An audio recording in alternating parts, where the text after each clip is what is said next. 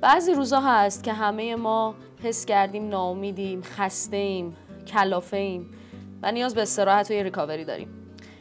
و قطعاً برای ما ایرانی‌ها یکی از بهترین گزینه‌ها دیدن فیلم و سریال هستش. امروز میخوام یه سریالی بهتون معرفی کنم که از اون سریال حال خوب کناست که کلاً میاد میشونه میبره همه خستگیاتونو. اسم این سریال The Bear هست و توی 4 فصل منتشر شده.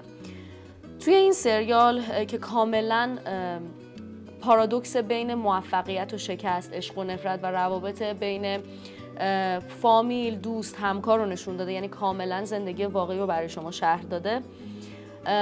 بازیگری به اسم جرمی وایت بازی میکنه نقش اصلیو که یک سرآشپز هستش توی این سریال.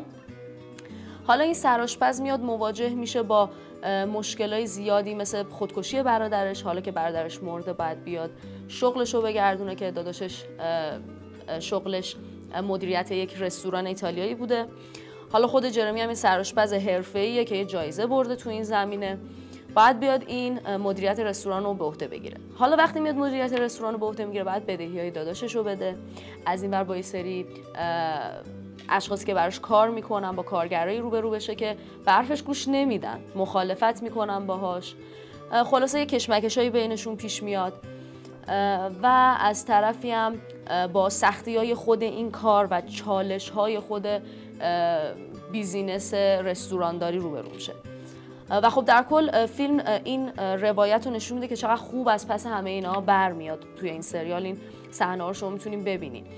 به عنوان مثال ویتر این رستوران یه آدمی که توپل مپله، نمیدونم تتو داره، اصلا مثل اون ویترهای خیلی شیک و پیک و ترتمیز نیست. و خب توی قسمت از فیلم میگه که This is fancy, I'm not fancy، یعنی اینجا مثلا خیلی جای شیک و با کلاسی شده، من اصلا این شکلی نیستم، نمیتونم.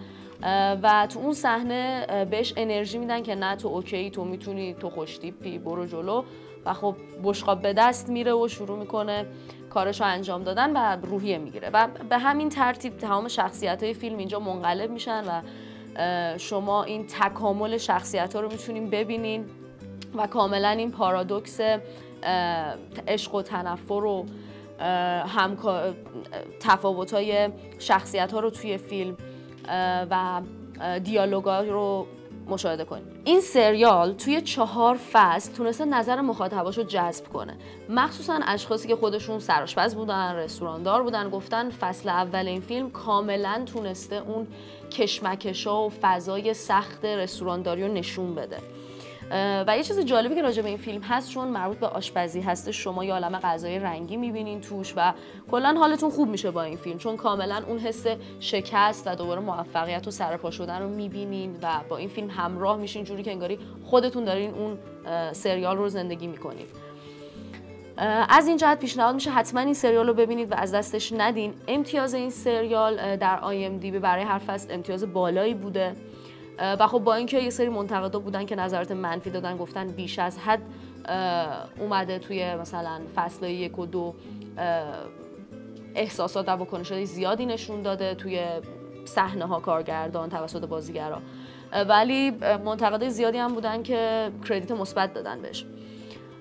و این سریال 21 جایزه امی برده و 5 جایزه گلدن گلوب و سریال بسیار حال خوب کنی هستش.